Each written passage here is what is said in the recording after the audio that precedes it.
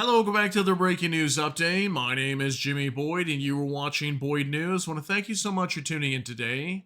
I've got a breaking news report coming out from Iran, but we're also going to talk about the United States in this video and U.S. President Donald Trump.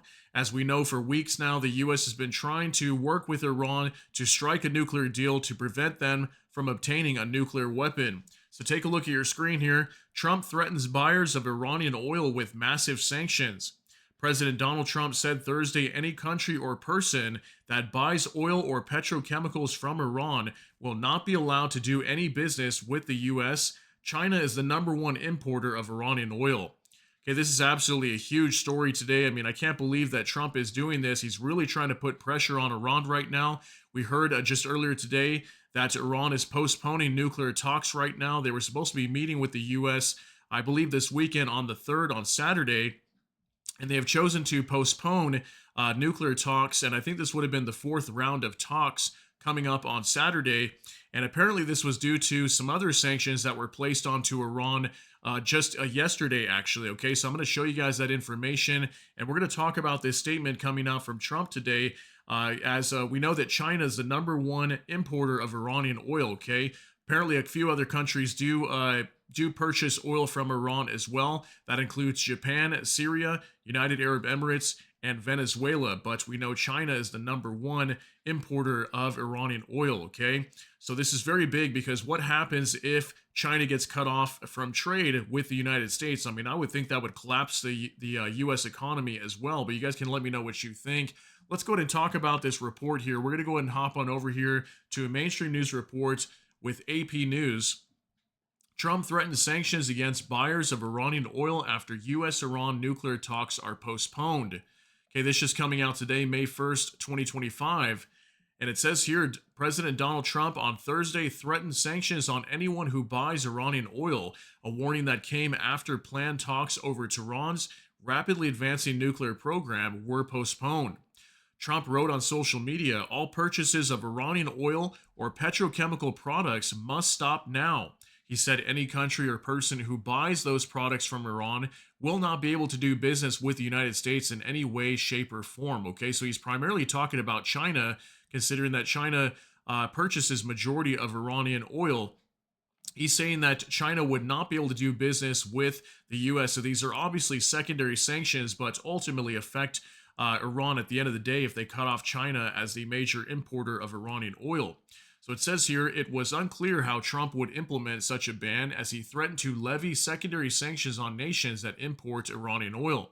But his statement risked further escalating tensions with China, Iran's leading customer, at a time when the relationship is severely strained over U.S. president's tariffs.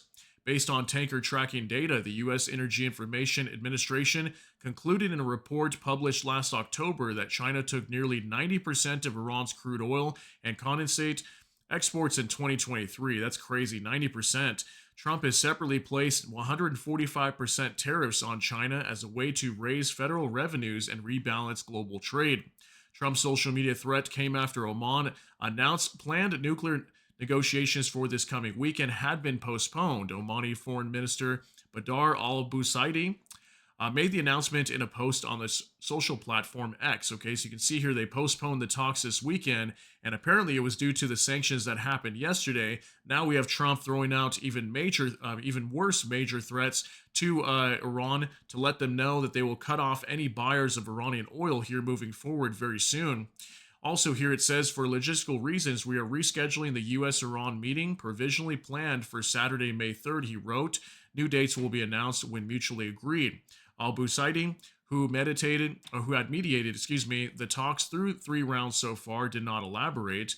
Iran's foreign ministry spokesperson, Esmail Baghai, issued a statement describing the talks as being postponed at the request of Oman's foreign minister. He said Iran remained committed to reaching a fair and lasting agreement. Meanwhile, a person familiar with the U.S. negotiator said America had never confirmed its participation in a 4th round of talks in Rome. However, the person said that the U.S. expected the talks to occur in the near future. The person spoke on condition of anonymity to discuss the closed-door negotiations. Okay, so clearly we can see here that tensions are getting very tight and strong between Iran and the U.S. right now, especially with Trump now coming out and threatening these secondary sanctions onto Iranian oil. Okay, so quickly, let's jump in over here real fast to Lloyd's List. Let me show you this report that came out yesterday, as Iran was also sanctioned with their oil industry as well. So it says U.S. targets tankers and entities in fresh Iran sanctions. State Department designates 9 entities and vessels for shipping Iranian petroleum products and petrochemicals. You can see the dates here, April 30th, 2025. And it says the U.S. is continuing to blacklist operators in Iran's oil trade amid talks over a nuclear deal with Tehran, which are set to continue to the 4th consecutive weekend on Saturday. And just quickly, it says right here the U.S. is continuing to impose sanctions on actors in Iran's oil trade as talks over a new nuclear deal are set to continue for the 4th consecutive weekend on Saturday. The U.S. State Department designated 9 entities and ships on Wednesday, with Secretary of State Marco Rubio reiterating U.S. President Donald Trump's commitment to driving Iran's illicit oil and petrochemical exports, including exports to China, to zero.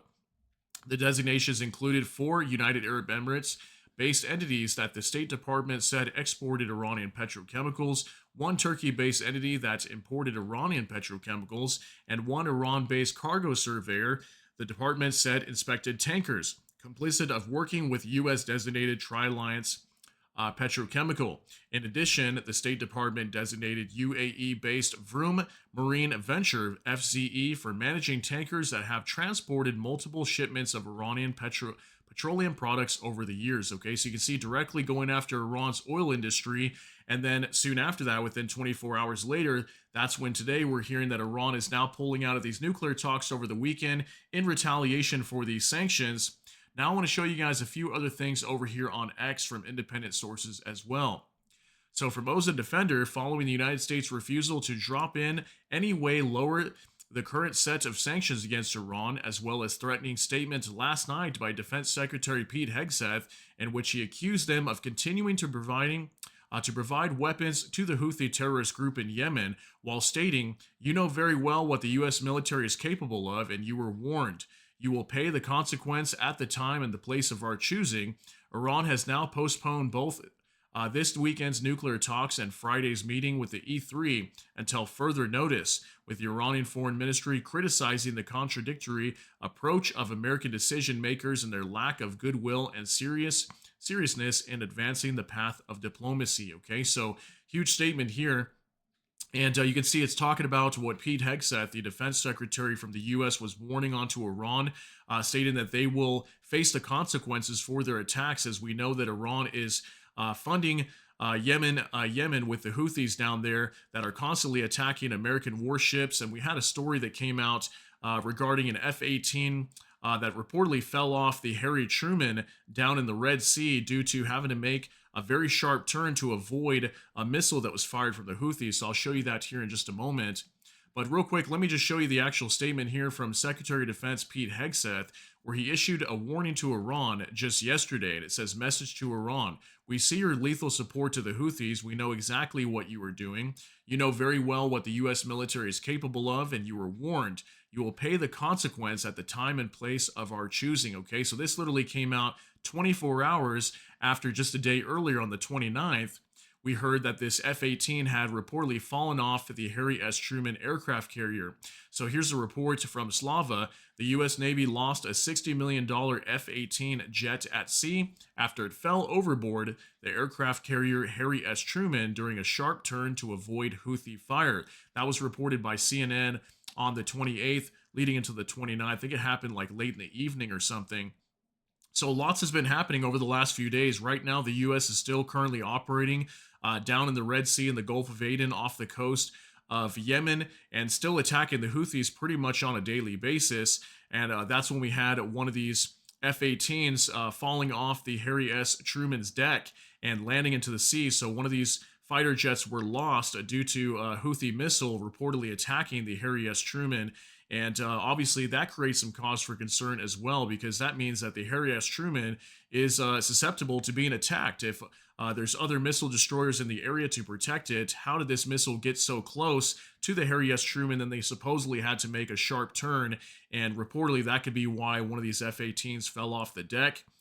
So just so much happening over here, guys. Lots of escalation right now between Iran and the United States. Just wanted to share some of these details. Let's see how things play out with these whole sanctions that are being threatened right now onto Iran. And again, China is the number one importer of Iranian oil. Okay, so this is going to create major tensions not only between Iran and the U.S., but now even China. Okay, so keep your eyes on China as well, as probably there will be some sort of retaliation or statement coming out here very soon from China.